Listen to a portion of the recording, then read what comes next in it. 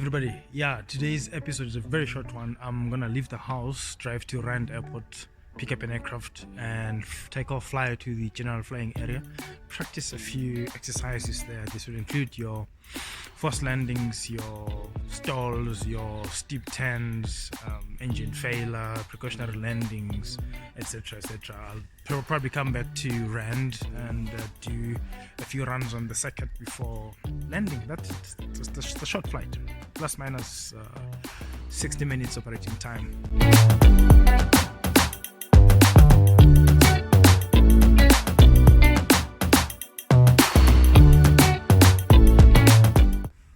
Alright, I'm off to Rand, off to the GF, do a few exercises. The new normal, I have to fly with this thing. Difficult to talk with this thing on, and also it fogs up my my glasses each time I fly with it and I breathe in there, but we'll see how it goes. Since we can't social distance, we've got to wear this and make sure that we don't transmit or receive the coronavirus from whoever we are with in the cockpit.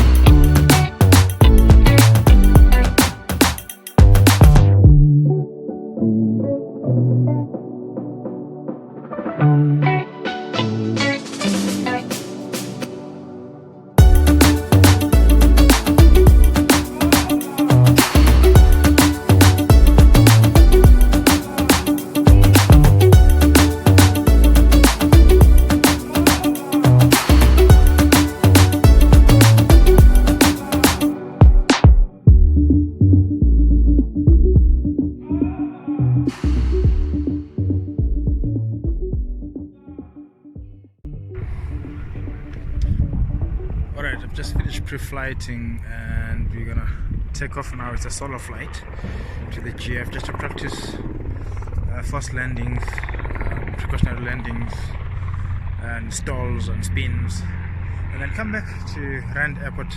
It's a beautiful day, it's a bit cold. Let's hope the wind doesn't pick up more than it is now. I'm looking at the wind, so it's very, very active, but there's quite some traffic in the vicinity, so it should all be good. Yeah, now I'm getting ready to go fly with this mask on. My glasses will get foggy, unfortunately, but I hope I can survive that. We'll see. Today's bad is Zulu Sierra Sierra Uniform India. Right.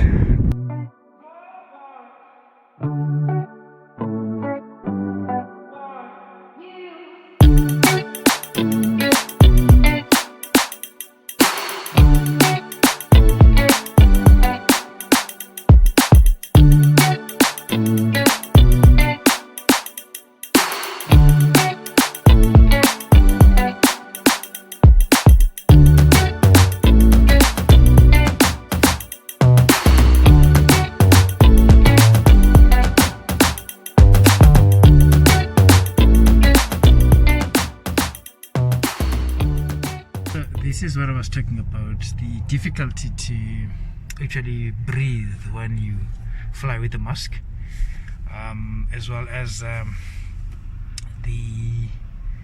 issue of condensation happening on your glasses, because the more I breathe, these are much better, my sunshades are much better, because if I fly with my normal glasses, these can't handle the condensation very well, so I've had to change now and use my shades, because they give a better performance when it comes to handling the condensation that comes from my breathing. So yeah, let's see what the GF has in store for us today. The wind is picking up, a bit of a bumpy ride on the climb out, but should be fine as soon as we reach our operating altitude. We'll see. So basically, this is what we call the checklist. Every aircraft has one. We use these for starting the aircraft, for checking the engine after starting the aircraft, and there's checks everywhere. There's checks before start, after start, before taxi, after taxi, as you prepare the engine for takeoff on the runway, next to the runway, the holding point there. There's checks after you enter the runway itself and you prepare for full power to take off. There's checks after you get airborne, 400 feet after liftoff. 400 feet AGL after lifting off, and at every step of the way, before landing checks, downwind checks, every time we have to go through a checklist. It has to be in your head. It's for aviation safety, it's for the safe operation of the aircraft, and for us to, not cause accidents and stuff like that. And these are the dials. I'm going to show the dials of the aircraft, the gauges of the aircraft right now that we need to monitor before we start the engine, after we start the engine, as we taxi, as we get onto the runway and begin our takeoff run. Yeah, and that on my knee, and that on my knee is called a knee pad. This is a knee pad, that's what it looks like. We often use this for cross-country flights, but I threw it in today just for control.